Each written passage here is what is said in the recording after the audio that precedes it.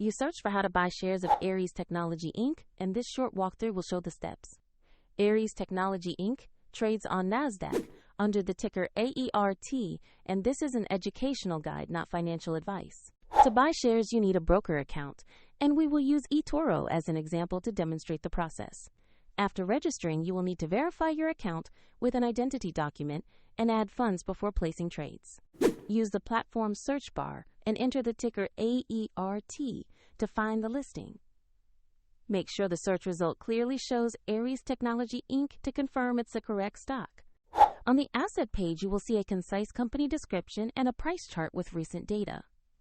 Confirm that the page is for Aeries Technology Inc. before proceeding with an order. To place an order, choose Buy, enter the amount you want to invest, then carefully review the order details and confirm. If the market is closed, the order may execute when trading resumes. And if you lack sufficient funds, the platform will prompt you to add them before final confirmation.